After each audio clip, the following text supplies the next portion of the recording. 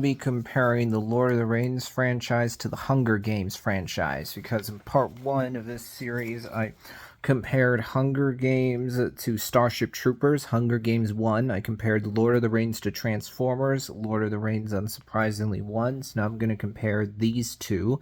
When you look at highest score for each franchise, the middle movie in the Lord of the Rings trilogy, Two Towers, has the highest score of 95%. When you look at Hunger Games, Catching Fire, the second movie, has a 90%. When you look at lowest score, Hunger Games Ballad of Songbirds and Snakes, the prequel from 2023, only has a 64%. That's a really good sign right there when even your lowest rated movie is still fresh on Rotten Tomatoes. When you look at Lord of the Rings, unlike with Hunger Games, not every movie is fresh. Almost all of them are, but not all of them, because two of these movies are rotten. Hobbit, Battle of the Five Armies, the third film in the Hobbit trilogy, along with this animated movie from 1978, are both rotten.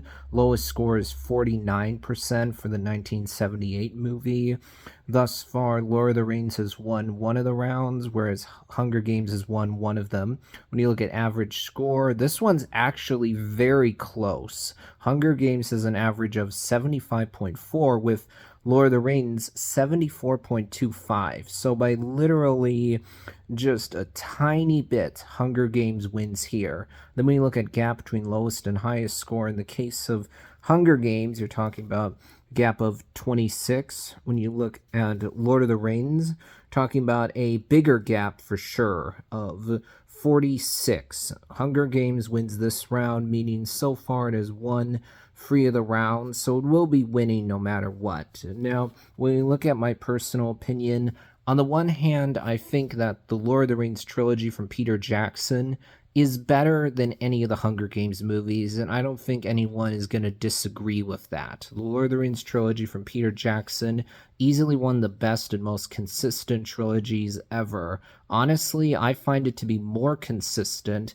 than the original Star Wars trilogy or the Christopher Nolan Dark Knight trilogy, because in both of those cases, there's one film that's distinctly weaker than the others, Star Wars Return of the Jedi along with The Dark Knight Rises. But in the case of Lord of the Rings, I don't think any of these 3 movies is distinctly weaker than the others. I think they're all on about the same level. But the problem that Lord of the Rings runs into is that the Hobbit movies are part of this franchise as well, and that unfortunately does drag down this franchise, I would say, because the fundamental problem with these Hobbit movies is that the filmmakers failed to realize that Hobbit was never intended to be a Lord of the Rings style epic. It was never meant or designed to be this drawn out. So making 3 Hobbit movies, I think, was a big miscalculation on the part of whoever was responsible for putting out 3 Hobbit movies. They didn't have enough source material to work with. If you think about the Hobbit book or books, whatever the case may be, they were these short, simple story or maybe stories. There's not much there. Hobbit is intended to be these more fun, lighthearted, simple stories in the world of Middle Earth. They're not the same as Lord of the Rings, clearly, but the filmmakers tried to stretch it out into 3 movies. They didn't have enough source material to work with, so you can just feel watching the movies. They have to just pad everything out, stretch everything out way too much, and when you get into later movies especially, it starts to just look like a video game with absolutely nothing grounding these action scenes at all. Of course, we're in Middle Earth. There's fantastical elements. Obviously, it's different from our reality. No one's going to dispute that.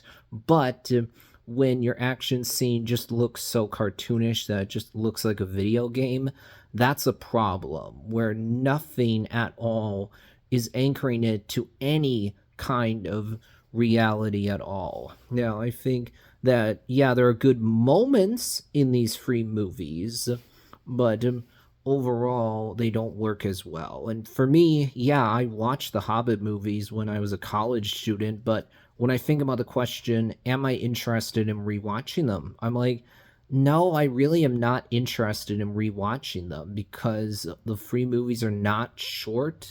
So watching all three of them represents a good amount of time, and I don't think they're really worth that. I haven't seen the animated Lord of the Rings movies, the one from 1978 or the one from 1980 that actually is called Return of the King. I've just seen the Lord of the Rings Peter Jackson trilogy and the Hobbit trilogy. Now, I think that all of the Hunger Games movies are good. I don't think that any of them are bad. I think it's absolutely a solid franchise, just one that hasn't put out a series of movies that are on the same level as Lord of the Rings. But I like the world of Hunger Games. I think it's interesting. I think when you compare Hunger Games to Divergent, there's a big difference. The world of Hunger Games is interesting and it makes sense, whereas the world of Divergent I don't think is as interesting and it doesn't make as much sense. Plus, Hunger Games in general is more unique, whereas with Divergent, you just feel like you're looking at a checklist of YA movie cliches and tropes. It's so derivative, borrowing so much from other YA stories that's pretty boring. Now, when it comes to which franchise I prefer, this is an interesting question because I've only seen the Hunger Games movies once. I really enjoyed them, but I've only seen them once, however, and it was not too long ago. Whereas I have rewatched the Peter Jackson trilogy at this point. Plus, I've actually listened to the first Lord of the Rings book on Audible, as a matter of fact. So I definitely have more of an emotional investment in the Lord of the Rings franchise. I care more about that world. Plus, actually, I yeah, that's the main thing right there. I've rewatched the Peter Jackson trilogy. I've read the first book on Audible. Now, I think that the world of Hunger Games is interesting, yes, but I haven't actually read the book, so that's the big difference. So, now let's see, which franchise am I gonna choose? Well, I think I'm gonna choose Hunger Games actually, despite my greater investment in Lord of the Rings, because the Hunger Games movies have been more consistent. They don't have something like the Hobbit trilogy to drag them down. They'll wrap things up for this video.